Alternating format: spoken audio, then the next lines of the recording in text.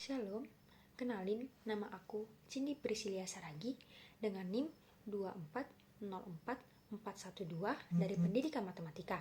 Di sini aku akan memaparkan sedikit materi tentang kerendahan hati sebagai tugas dari pendidikan agama Kristen yang diajar oleh Pak Suka.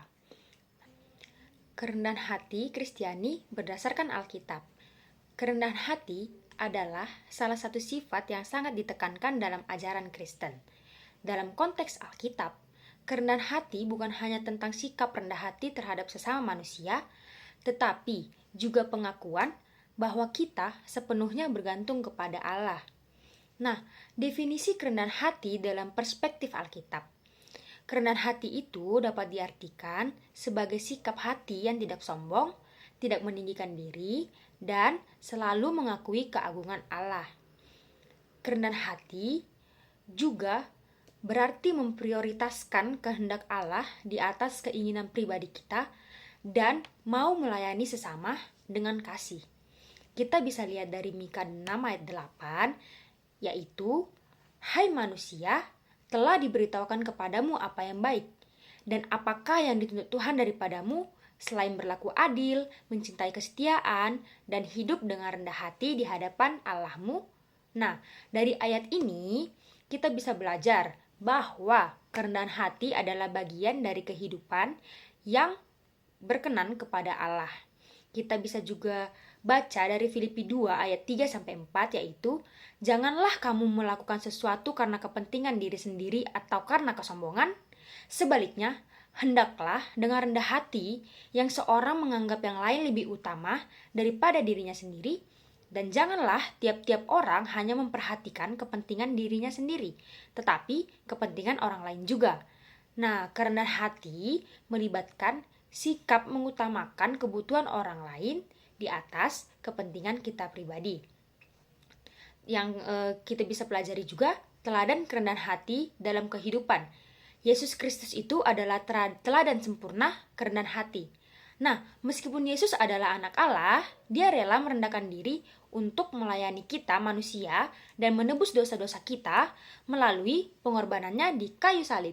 Kita bisa lihat dari Filipi 2 ayat 5-8, yaitu, "Hendaklah kamu dalam hidupmu bersama menaruh pikiran dan perasaan yang terdapat juga dalam Kristus Yesus, yang walaupun dalam rupa Allah, tetapi tidak menganggap kesetaraan dengan Allah itu sebagai milik yang harus dipertahankan, melainkan telah mengosongkan dirinya sendiri dan mengambil rupa sebagai seorang hamba dan menjadi sama dengan manusia.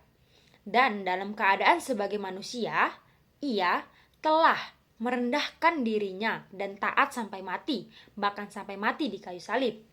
Nah, dari ayat ini itu menggambarkan bagaimana Yesus rela meninggalkan kemuliaannya demi menjalankan misi penyelamatan untuk manusia itu sendiri. Nah, kemudian ada perintah untuk hidup dalam kerendahan hati. Kerendahan hati bukanlah sifat alami dari manusia, melainkan sesuatu yang harus dipelajari dan dilatih dan ditekuni. Alkitab memberikan banyak perintah untuk hidup rendah hati. Buktinya kita lihat dari Kolose 3 ayat 12, yaitu, "Karena itu, sebagai orang-orang pilihan Allah dan dikuduskan dan dikasihinya, kenakanlah belas kasihan, kemurahan, kerendahan hati, kelemah lembutan, dan kesabaran." Nah, berarti kerendahan hati adalah bagian dari pakaian rohani yang harus dikenakan oleh orang-orang yang percaya kepada Yesus Kristus. Kita bisa lihat lagi dari Yakobus 4 ayat 10, yaitu, "Rendahkanlah dirimu di hadapan Tuhan, dan Ia akan meninggikan kamu." Nah, kerendahan hati di hadapan Tuhan ini adalah kunci untuk menerima anugerah dari Tuhan sendiri. Nah, kita juga belajar berkat dan ganjaran dari kerendahan hati. Nah, Alkitab mengajarkan bahwa kerendahan hati membawa berkat dan itu sangat berkenan di hati Allah. Orang-orang yang rendah hati pasti akan menerima peninggian dari Allah. Itu buktinya dari 1 Petrus 5 ayat 6, yaitu, "Karena itu, rendahkanlah dirimu di bawah tangan Tuhan yang kuat, supaya kamu ditinggikannya pada waktunya." Tuhan akan meninggikan orang yang rendah hati sesuai dengan waktu Tuhan sendiri. Yang kedua itu kita akan menerima kasih karunia dari Allah. Bisa dilihat dari Yakobus 4 ayat 6, yaitu Allah menentang orang yang congkak tetapi mengasihani orang yang rendah hati. Nah, orang yang rendah hati ini akan menerima kasih karunia dan pertolongan dari Allah. Yang ketiga, kita mendapatkan kedamaian di dalam hidup kita. Nah, orang yang rendah hati cenderung hidup damai dengan sesama dan menikmati ketenangan hati, sebagaimana ditunjukkan oleh kehidupan Yesus. Nah, kemudian apa sih tantangan dan cara melatih kerendahan hati itu sendiri? Nah, kerendahan hati tidak selalu mudah diterapkan karena manusia cenderung ingin meninggikan dirinya sendiri. Nah, kalau misalnya cara untuk melatih kerendahan hati itu apa aja sih? Yang pertama, kita harus mengutamakan doa dan penyerahan diri kita kepada Tuhan Yesus. Bisa dilihat dari Mazmur 51 ayat 17, yaitu korban sembelihan kepada Allah ialah jiwa yang hancur, hati yang patah dan remuk tidak akan kau pandang hina ya Allah. Nah, berdoa dan mengakui keterbatasan diri membantu kita untuk tetap rendah hati di hadapan Tuhan Yesus. Yang kedua, kita mengutamakan pelayanan kepada sesama. Bisa dilihat dari Markus 10 ayat 43-45, yaitu barang siapa ingin menjadi besar di antara kamu, hendaklah ia menjadi pelayanmu. Nah, pelayanan itu sendiri adalah cara praktis untuk menumbuhkan kerendahan hati.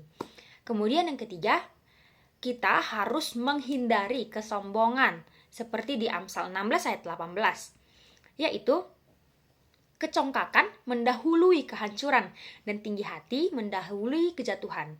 Alkitab mengingatkan kita semua bahwa kesombongan akan membawa kehancuran bagi kita sendiri.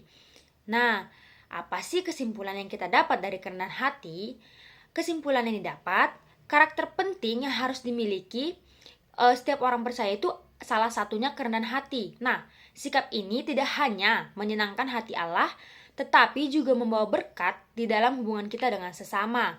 Nah, dengan kita meneladani sikap Yesus dan cara hidup Yesus dan selalu mengenalkan Roh Kudus, kita dapat terus belajar untuk menjadi orang yang rendah hati dan orang yang selalu berserah kepada Tuhan Yesus.